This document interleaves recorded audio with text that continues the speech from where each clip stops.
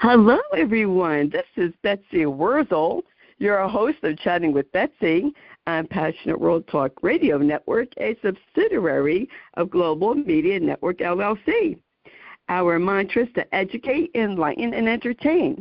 The views of the guest may not represent those of the host of the station. Folks, I have a really special guest with me today. And I'm excited about her project. I have Robynn Smith, and that's Robynn with two N's, Robyinn. She is founder of Print Day in May. And if you follow me on Facebook, I already posted about Print Day in May because I'm really excited about it. And Robynn is here to tell us about it. And I'm doing things a little different today, folks, because to be honest, I completely forgot about this interview. I didn't even have it on my calendar. So I'm doing things a little different today. And that's okay because I just roll with it. So I'm going to welcome Robynn Smith, founder of Print Day in May, to Chatting with Betsy. So welcome, Robynn. Thank you so much. It's great to be here. I'm so happy to have you, and I'm excited because I did send some of my friends who are artists about the Print Day in May, and I also posted it on my Facebook page, which I'll do again. And can you tell us about yourself, because you are a professor emeritus at California's Monterey Peninsula College, and you founded Print Day in May back in 2007, which seems like yesterday sometime. Yes, it does. So could you tell us more about your background, because you're a very interesting person. Oh, thank you so much. I'm an artist. I work in printmaking, painting, drawing, sculpture, and I was teaching at Monterey Peninsula College for many years. I was running the art department there. I live in Santa Cruz area of California, and I founded this project, this Print Day in May project, as you said, in 2007. And Print Day in May, I will just let you know what it is, and then we can talk a little bit about how it became. It is a day, a 24-hour period, every first Saturday in May, all around the world, where printmakers or art lovers do what they love to do, and that is to make prints. So people all over the world spend time either getting very serious about their work or making footprints in the sand or anything in between. And they make prints all around the world, and then they post those pictures of those prints on our Facebook, on our Instagram, on our blog, on their blogs, their Instagrams. And we have participation in over 100 countries around the world. Tens of thousands of people do this. And we have very generous sponsors who sponsor prizes for the prints that they like the best or that they feel connection with. So our sponsors are outfits like Cranfield Colors in Wales or Speedball Art Products here in the U.S., the Boston Printmakers, for example. So these are supply houses, printmaking associations, and organizations. And what they do is people hashtag that sponsor. Say they hashtag Cranfield Colors with their piece that they've produced, and then Cranfield takes a look at all the hashtagged pieces from the week or from the weekend, and they select who they want to give prizes to. So it is a really nice thing because our sponsors then get familiar with more artists all around the world who might like their products, and then our artists all around the world can compete for prizes if they want to. People don't have to do that. They can just be in their own garage making a print and knowing that they have tens of thousands of other people in the world doing the same thing at the same time, which is wonderful. Or they can really get involved in a lot of different ways. And we have a free registration, printdayinmay.com.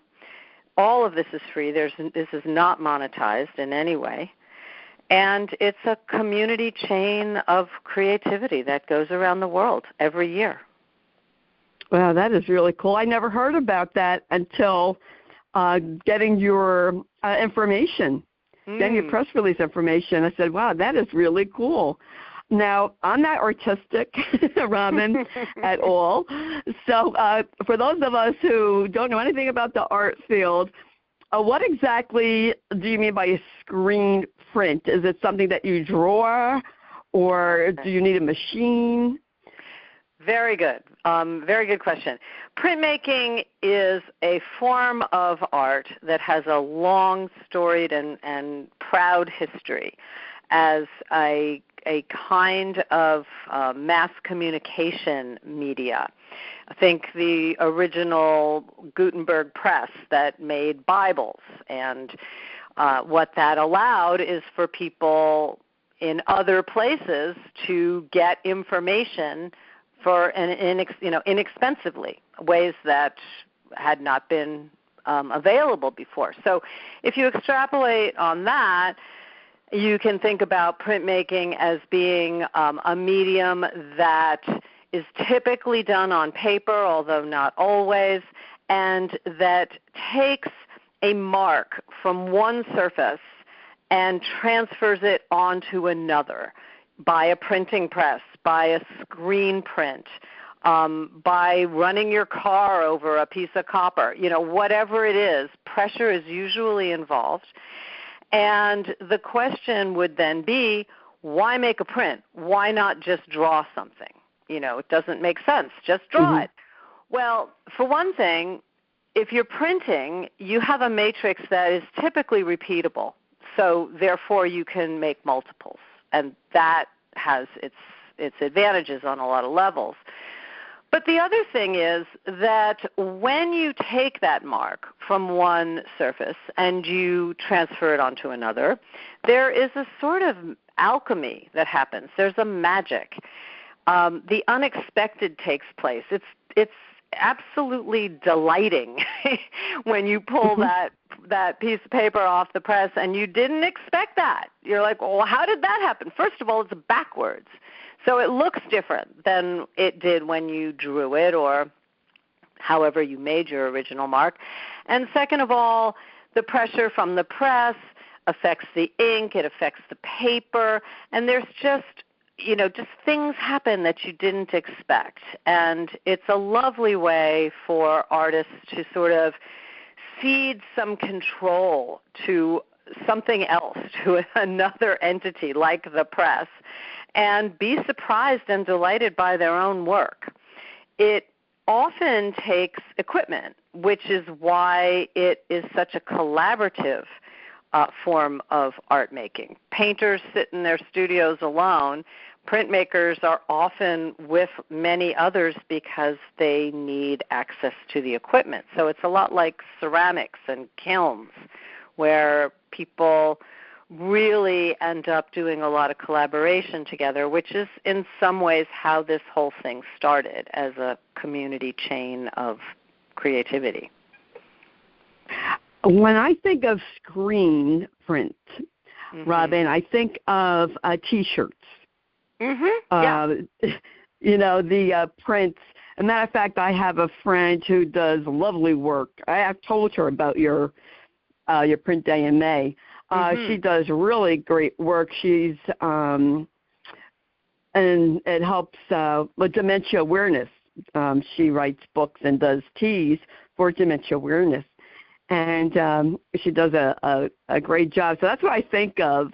I also think, now this might sound a little way out there, I think of Andy Warhol's Campbell Soup. Oh, for sure. I don't know why. I think of is that a print? Yeah, well, he did a lot of screen prints.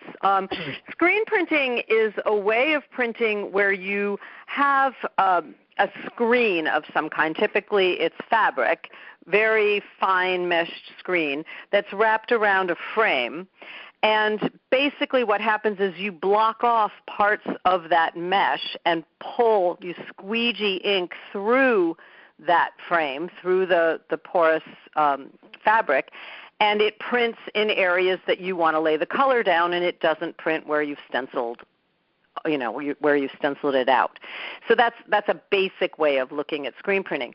But Andy Warhol, who was a painter, really made use of screen printing, and in fact was in some ways screen printing is what defined him, because he was all about art being part of popular culture. So he looked at ways of democratizing his content, making sure that many people could see it, many people could afford it. He called his studio the factory.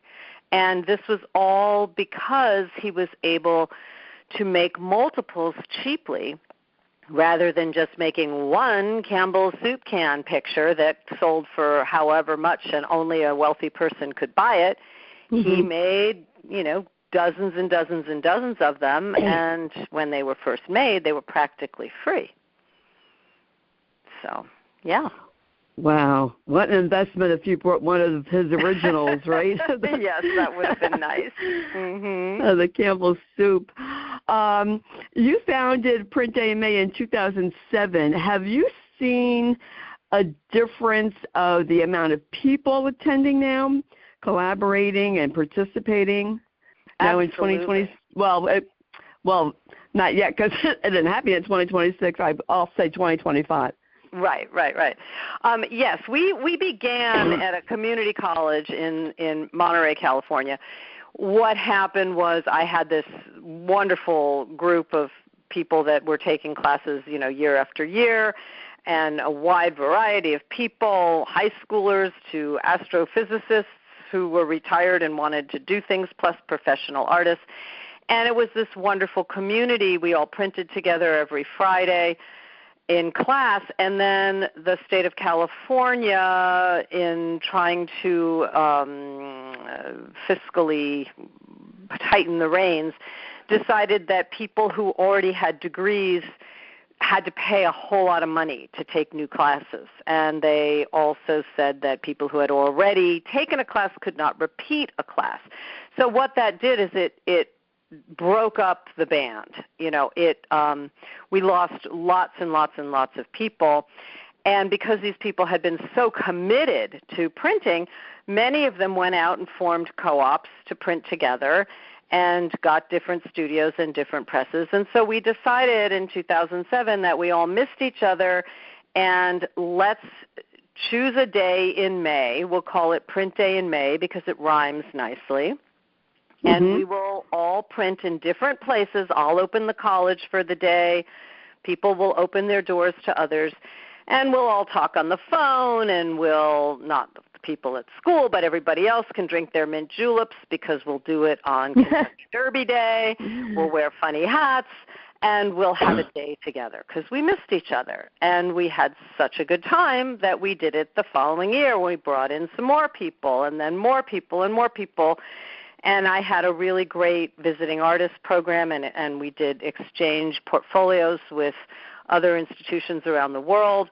We started inviting them, and they started doing it. And then at one point we said, wow, we're in like 24 states. Let's try to get all 50. So we started to contact people in other states, and pretty soon we had participants in all 50 U.S. states, and then we had participants on all 7 continents because we got penguin footprints sent to us from scientists in Antarctica. And so it has grown exponentially. Then, of course, when we started our hashtag campaigns with the sponsors, that really increased our reach. And so we have, a huge reach. We notice that the event tends to reflect moods in the world.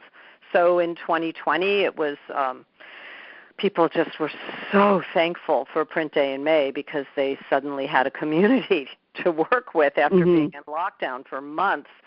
And we noticed in 2022, we started a Prints for Ukraine page on our website, and there was blue and yellow everywhere and sunflowers, and people were donating money and time and sending prints across the world in support of Ukraine. And so we'll see what happens this year. I Well, never know. It should be interesting given the climate of what's going on, right? Absolutely. And I think that because printmaking and screen printing in particular have a history of protest, that we will see probably a lot of protest prints this year. This is what I suspect. Yeah, that is a good possibility. It's so funny you mentioned protest because I interviewed Gloria Brown Marshall, and she wrote a book about protests in the United States. Forgot the exact name. Not too long ago, and there are all different forms of protest. So if you want to protest, folks, do your protest print and submit it. Go on online. I mean, this is a great way to, I think, to unite people, collaborate. There's a group of people get together and they could make a day of doing prints and posting it. Yep. Do you do this via Zoom where there's interaction, or people just post their print on the website? Well, people post a lot on social media. We have quite a wide social media presence. And so we have a group, a Print Day in May group on Facebook that all year long people connect with each other, talk about techniques, discuss print things with each other. We have our own then Facebook page. We have an Instagram. We're even on Blue Sky. So we have ways for people to connect to each other and to us. And if people register, then they get our newsletters. They get opportunities that come up we let people know about. So we do have quite a large presence on social media. I know that there are people who do the event who do not post on social media. Some of them will post on our blog, because if you register, then you have access to posting on our blog. And then there are some people who just love to do it, and they don't really let their work out into the world for other people to see, but they're really happy to know that all across the world, different times of day, people are making prints. And this year, Print Day in May is being invited, our little team has been invited to New Zealand to participate in the Printopia Festival, which is a festival of printmaking in Auckland, New Zealand. And I will be doing the keynote address at the conference and teaching some workshops. So it's pretty exciting just, thinking about Print Day in May across the world. That's exciting to go to New Zealand. My father was there during World War II, and he said it was beautiful. He's in New Zealand, very Australia. excited to go. Yeah. Were you ever there before? No, I've been in Australia, but I've never been to New Zealand. So I'm very excited. They have a very, very active print community, and because of the way Print Day in May works, New Zealand will be printing first before the U.S. So it's kind of like watching the ball drop, on New Year's Eve. Like all around the world, this chain lights up. Printing presses all over the world start, cranking into use. And it really ends up taking about 36 hours for everything to happen. And so I'm really excited to be based there for the whole event. That is exciting. I'm excited just talking to you and knowing that I'm encouraging people to participate in Print Day in May. Thank you for that. Yes. And I'm going to, keep posting about it because there's so many talented people out there, and this is a way I feel like getting exposure. Especially hashtagging these sponsors. Yes. You have nothing to lose because it doesn't cost any money except your supplies that you're going to, purchase to make the print if you need to. But you have all to gain, and you can gain a community, get to meet other people. Absolutely. Have these sponsors take a look at you. Yes, that's absolutely true, because your work is then posted on our website for, forever if you win any of these prizes, because we feature that for a year, and then we've got it in our archives when the next ones come. And you also have a relationship that starts to build between printmakers and our sponsors. They start to get to know each other and purchase, equipment from each other and do residencies, and it's lovely. And I also really want to emphasize that you do not need to be a professional artist to do this. It's wonderful when professionals do take the time to join us.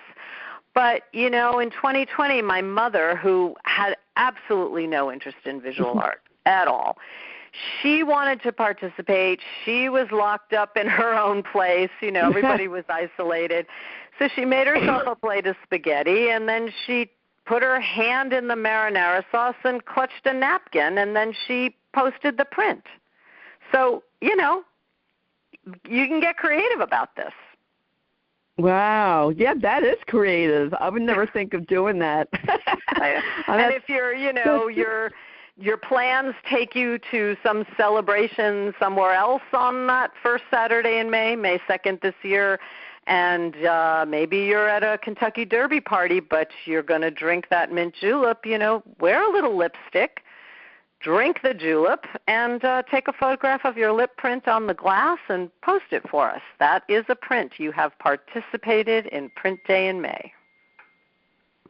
That is good to know, because, a lot of people probably like myself will say, well, I'm not artistic. How can I participate? How can I make a print? I mean, if you have a baby, you can even make a baby footprint. Absolutely. That's a great idea. Or a cat will give you a nice paw print. Mm-hmm. Yes. Yep. Oh, yes. Your pets. Yeah, your pets. That's a great idea. I mean, that's something I wouldn't think of, but that's because I'm not creative in the artistic sense. How is it during COVID doing this project? I mean, you were home anyway, but did you have as much activity or more activity during the time of COVID? It was amazing. It just so happened that year, Print Day in May was branching out, and we had a gallery show competition planned in Paris. We were planning to spend the whole month of May in Paris promoting printmaking all over the city, and it was a huge breakthrough for us, because we'd always been online, and now we were going to be online, but we were also going to be in a brick-and-mortar gallery, and we had 3 international jurors selected who were going to jury the work in, and then, couldn't happen. So we had to pivot like everybody else, figure out what to do. When we said, well, we've been online already, that's what we do. So let's see if our jurors will select an online exhibition, which they did, and we called it Traces of Print Day in May. And it was a huge success in that we gave prizes, and we really promoted the exhibition, so people all over the world got to see it. And what happened was, as I mentioned before, we got so many testimonials from people about how happy they were that they got to be with other people in spirit that day. We had people posting memorial prints that they had made for loved ones who had died in the pandemic. We had people talking about how, as artists, they had been paralyzed for all these months. They just couldn't work, and they just found themselves finally breaking through and making work on that day. And it was so moving. I don't think our little team ever felt so crucially important as we did in 2020. It was really amazing.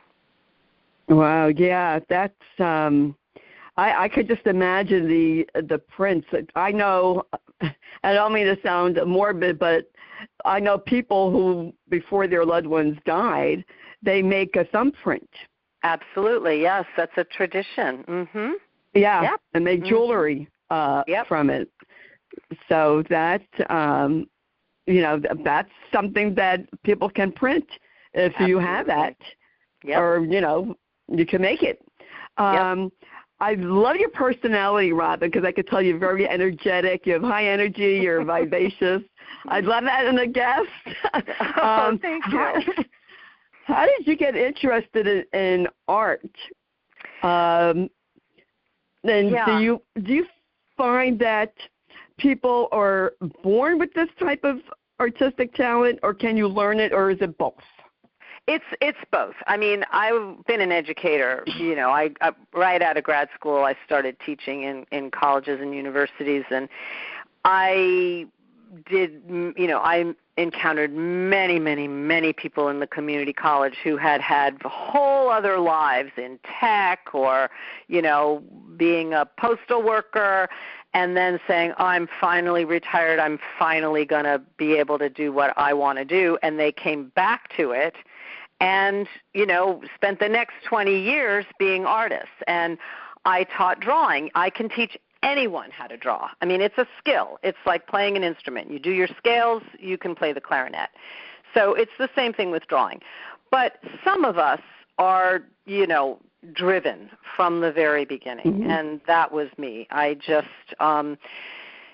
picked up a crayon, started drawing a horse, and that was that. I still ride, and I still draw, and I remember at one point, being very concerned because my obsession with drawing and with horses was starting to overshadow my obsession with the Beatles. And I was like, well, what do I really love? I don't know. I have to pick one. And it was like I couldn't make a career out of the Beatles, and I just said, horses I can always ride, but I need to really immerse myself in art. So I went to art school for college, and I never looked back. I've always been an artist. Yeah. Yeah, that always amazed me because I can't draw a straight line with a ruler. I'm visually impaired. I don't see straight, so that might be one reason why. But I always did like to color. When I was younger, they had the color by number. Oh, I'm dating myself here. No, I love by number, right. Numbers. I love that stuff. Yeah.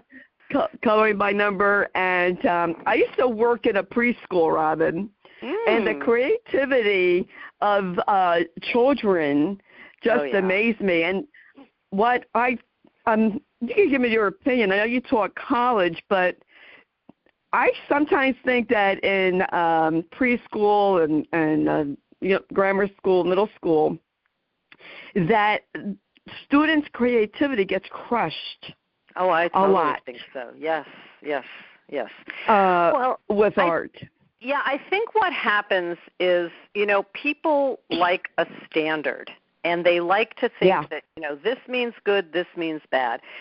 So when kids are young and they're just drawing for the fun of it, maybe they're thinking, this is a sky, this is a, piece of grass, whatever. They might feel that, but it isn't necessary for us to know it.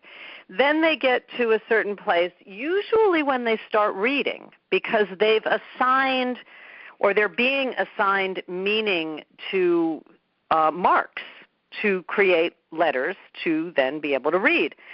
So a change happens in the kids, and a change happens in the adults around the kids. And they start this having to sort of adhere to a standard where, the sun looks like this. It's yellow, and it has these, lines that are like rays of the sun. And look at this. A person has to have 2 arms and 2 legs and a face, and it has to have these things. And these standards start getting applied so that the kids are now drawing for those standards rather than drawing for their own expression. And I think that stays with them for a long, long time. Yes. And, I feel like a child should be creative. So if they want to color a cloud white, and instead of white, like blue or pink or yellow, whatever color, to me that's fine. That's going outside the box. And if they color outside the lines, I mean, what's the big deal? You know, they're young. And I shared this story. I'll share it with you, Robyn, because I think you would appreciate this. I felt so bad for this little girl. She's in daycare all day. Her mother comes in, and the child is so excited to show her mom her picture that she colored. Mm-hmm. And her mother takes a look at it and looks at someone else's, and she said to her daughter, "You colored outside the lines. Why don't you color like this one?" Oh, God. You could see that little girl's face just deflate. And I want to say something so bad to that mother. Yeah. What are you doing to her? Why would you do that? So I just want to encourage parents, if you're listening to this, please don't discourage your children just because they color outside the line, especially if they're in preschool. Let them be creative. You know, not everyone develops at the same rate. Well, that's absolutely true. Plus, you know, the standards that get put out there for us to follow are often standards that help the people that are creating standards. They don't necessarily help the people that are trying to achieve those standards. You know, I mean, it's like standardized testing. I watched all that happen throughout my career, and it was one of the reasons I finally retired, because I was like, this does not work with art to have standardized tests and standardized curriculum. We are not standardized people. So it helps the people who make the tests, but it doesn't help the people who are, you know, trying to learn. It's not about learning. So it's the same thing with creativity. You know, we used to have people from the tech industry come down to Monterey to recruit our college students for, computer graphics and animation and things like that. And they never wanted to meet with the computer science students. They wanted to meet with the art students because they wanted people who could think outside the lines. They said, we can teach people to follow the lines, but what we need is for these people who don't follow the lines to teach us what's in their heads. You know? Yes, yeah, exactly. I remember this other little girl. She was very creative in making like these purses out of paper, and the way she would draw and color. I mean, to me, I felt so good to encourage someone, child's creativity, and not crush it. And I think when we crush children's creativity, that stops them, to achieve, I want to be an artist, but, I colored outside the line, so I can't be, or, Right, exactly, yes. We have to lighten up in some ways. Yeah, absolutely, and I've heard so many people say, tell a story about some teacher or a parent or a brother or sister or a cousin who discouraged them at one point, and it just was that one moment that stopped them from, ever picking up a pencil or, a crayon again. It just stopped their creativity, changed the trajectory of their lives. So, we don't want that. We want creative thinkers, and we want happy people in the world. Yes, definitely. I have to ask you this, Robyn, because I never saw Robyn spelled with two N's. Well, it was it was a creative moment. So I was born Robin, and at one point, and I used to really enjoy putting little hearts and flowers over the eye. I'm dating myself now too. But one day my friend Pam... we used to do that. My friend Pam and I decided we would really, we wanted to change the spellings of our names. So we sat on the phone for about 3 hours with each other, and we came upon Robynn for me and Pamn for her, figuring that the last N was silent. And so she became Pamn and stayed that way all through high school. I lost track of her after that, and I became Robynn, and I'm still there. So that's how it happened. Wow. Yeah, I remember the days of, of even, talking about being creative, Robynn. Yeah. I'm dating myself here. We used to take bleach, like Q-tip and bleach, and write on our jeans. Oh, and yes, make designs. Absolutely. I remember that. Yes. Yeah. In the, when was it, early 70s, late 60s, early 70s. Yep. Doing that. Matter of fact, when I think of Monterey, I think of the Summer of Love. Oh, yeah, and well, the Monterey Pop and, all Pop, that. Yep. Mm-hmm. Yep. So Monterey itself, that area is very artistic. Yeah, there are quite a lot of artists. Yeah, quite a lot of artists. Carmel had a history as an artist, artist community for, decades and decades. And I worked in Monterey, but I live in Santa Cruz area, and that has, we have quite a number of artists there for sure.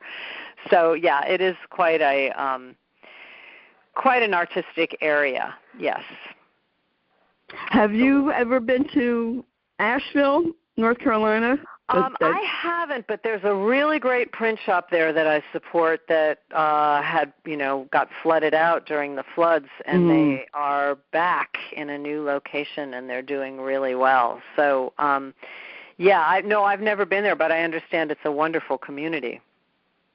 Yeah, very artistic, and unfortunately, if it didn't get totally wiped out, it almost did with the hurricane, which was a shame, but hopefully they can build it back up. I heard that was very artistic. Back in the 60s, I'm thinking of New York, the Village.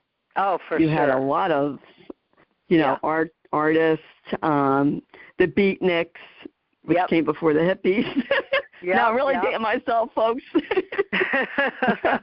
Well, we know about that because we studied it, right? Yeah. That's a good one, Robynn. Yeah, that's the ticket. Yeah. That is really interesting. I just feel, Robynn, like the print day in May, I feel I know you have it every year, but I think it's such a wonderful event, especially now, especially the climate we're in now. Mm-hmm. Personally, I think it brings us together, and we need that now. We need to bring back our humanity to each other. And I could not agree help more. Each other. Mm-hmm. And support each other, and just get along with each other despite our differences. It's okay to have differences of opinion. Absolutely. Could not agree more. And, it's just, this is a beautiful event to bring everyone together, no matter, who you are, what you believe in. This is for everyone to join. I hope people go on your website, Robynn, and I really hope I'm going to have to go on your website again. I think I did check out both, but it was a while ago. Mm-hmm. So I want to go on it again and check it out, and I'm going to give people that I know who would be interested the website again, because it's just a wonderful event, and it's for free. Yeah. There's not so many events these days that are for free. No, that is true. And that's been a real challenge for us because, we started this whole thing when social media was this positive new thing that brought people together, and it was free. And it worked for us to do this. And over the years, it has now become all about making money for them. So things like boosting posts to get more traction, we have to pay for that. We didn't ever used to pay for that. So it's it's become much more challenging to try to figure out how to get around the algorithms so that we can keep these things free for people. So I appreciate that shout out, and I will say that come to printdayinmay.com and take a look at it's a really nice website. It has a lot of information. And then my own personal website for my work is robynnsmith.com. So pretty easy to remember. And, come on in. There's ways of communicating with me and with the team. Drop us a line. Let us know that you're thinking about joining us. We'd be so happy to help you maybe find others in your area who are holding events that day. That would be cool. I would imagine that in New York City you might get a lot of people. In the Village. We do. Area. Can someone take a picture and somehow make a print of it? I don't mean on a T-shirt. Is there a way to do a screen print of that? Yes, there are many ways to use photography in printmaking. My own work, I make use of photography a lot. There are screen prints from photos. There are solar plates, etchings from photos. There's just so many different ways of combining photography and printmaking. So if you've got photographers out there, I encourage you all to think about taking a printmaking class because it will change your life. It is completely addicting and so much fun and so worthwhile to meet others that love to do the same thing. So photography and printmaking, very aligned. Oh, that is cool. I have to ask you this other question. In the years that you were teaching, did you notice a difference in students and their creativity? Were they more creative or less creative, especially now with computers? I would have to say that my anecdotal information on that is backed up also by my husband's profession. He was a middle school teacher, and I taught college.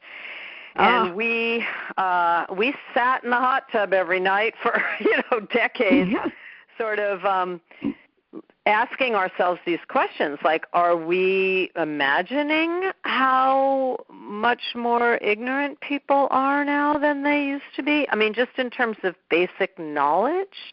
So, no, we were not making that up. There are many ways to look at it. I don't think that people themselves as a species are, less able to learn.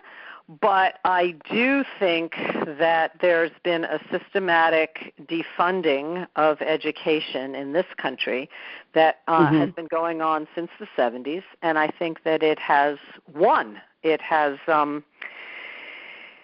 students are completely unprepared, and we were noticing it well before the pandemic, which of course then put the nail in the coffin. But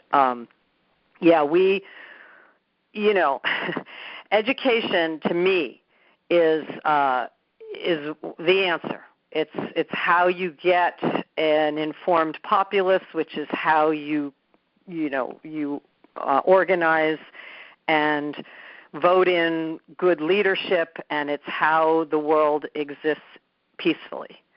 And if you don't have good education, it is very easy to lead people in any direction you want to lead them.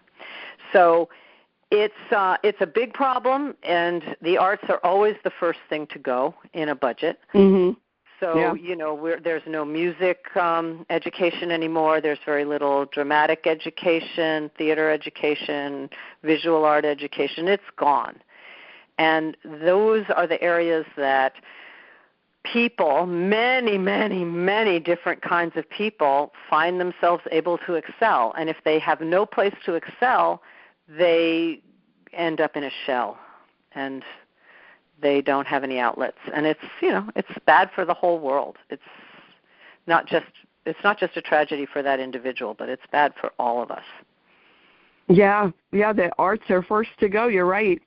Music, art, and people need an outlet, and people need to use their creativity in a positive way. And it is a shame when that goes. I feel like since I was at the preschool, I think 13 or 14 years, and I just saw that each year the children's attention span was less because of the tablets and the computers. But I worked with this one, she was a college student at the time, and she was taking art. She became an art therapist. She is so creative. She was great in teaching art with the kids, and she did great work. I'm going to tell her about Print Day in May. I forgot to tell her about that. Yeah. So, well, one of the things I would love to see, and if I had, a big team of people working on this, or if anybody was getting paid and could devote more time, because we're all volunteers, I would like to see this become part of the curriculum all over the country, all over the world, that, Print Day in May, because schools are still in session on the first Saturday in May. So universities, art schools, preschools. My mother was a preschool teacher. Everybody should be celebrating this, Print Day in May on that first weekend in May every year. And it could be, could be final projects for art students, and it just could be amazing. So that's what we're going to do. We're going to take over the world that way. Yeah, that's a great idea. Yeah. That is really good for for schools and camp isn't in, but like Boy Scouts or Girl Scouts. Yeah, that's a great activity. Yeah. I'm going to have to post about Print Day on my LinkedIn page. Good, please do. And say about for teachers and youth leaders. Yeah. Excuse me. This is a great project for anyone's place of worship, for a youth group. Very good point. I mean, what a great project. Yep. Get together. Yep. And have a print day. Oh, that is I'm psyched up for this. I'm really excited about it. So thank you, Robynn, for coming on today. I enjoyed talking to you. Yeah, it's been great. Thank you so much. Sorry about the mix-up. Not a problem. Folks, you heard the wonderful Robynn. That's spelled Robyinn Smith. Robynn, can you give us the website addresses again? Absolutely. RobynSmith.com, RobynSmith.com. There is a link on there to Print Day in May, but that's my main website for my own work. And then PrintDayInMay.com is the Print Day in May main website. So not very creative names for those websites, but very memorable. So Robynn Smith and Print Day in May, and we would love to hear from anybody who's interested in any part of this. So, yes. And people can contact you through your website, RobynSmith.com. Absolutely. Great. Or through Print Day in May. There's a email address there, and that, I am it. So, I do have a team, but it's a pretty small one. So, I'll probably be responding to you if you contact me through PDIM. Yep. Well, thank you for all that you have done for the art world. Thank you for Print Day in May. I think it's wonderful. Folks, get involved. This is such a wonderful activity to bring people together. Get your family together and do print. Absolutely. Yes, do it. This is even great for assisted living centers. Oh, yes, it really is. Absolutely. This is a great family project. So thank you for your contribution in helping humanity be kinder, be creative, and it was such a pleasure talking to you today. And please, you could come back every year before Print Day. I'd be happy to promote you. Thank you, Betsy. I would love to do that. Thank you so much. It's been a really fun conversation. You're welcome. Oh, thank you. I'm glad you enjoyed it. Folks, you heard Robynn Smith, delightful conversation, and just love Robynn's energy. All the information about Robynn Smith will be in the blog that Jeannie White writes, and Jeannie White produces the show. She's the station manager. And I want to thank Lillian Caldwell, who's CEO of Passionate World Talk Radio Network, who makes this all possible. I want to thank Lessa Warren for arranging this interview. Lessa Warren PR, and I want to thank you, the listeners. Thank you for listening, subscribing. If you don't already subscribe, it is for free. I'm on Spotify, Spreaker, Amazon Music, Apple, iHeart, just to name a few. And you can follow me on Facebook, Betsy Wurzel, Wurzel, and I will post again about Print Day in May because I am excited about it. And all you artistic people out there, and even if you're not artistic like me, make a print. Let's bring people together to do something great and positive in this world. And if you want to do a protest screen print, go ahead. That's your prerogative, right? You could print something, whatever you want, I guess. Do you have any restrictions, Robynn? No Like restrictions. as far as language? No restrictions? Okay, well, there you go. No. Oh, well, there you go, folks. No excuses. And as I always say at the end of my show, in a world where you could be anything, please be kind and shine your light bright because we need it now more than ever before. This is Betsy Wurzel, your host of Chatting with Betsy on Passionate World Talk Radio Network, a subsidiary of Global Media Network, LLC. Bye-bye now.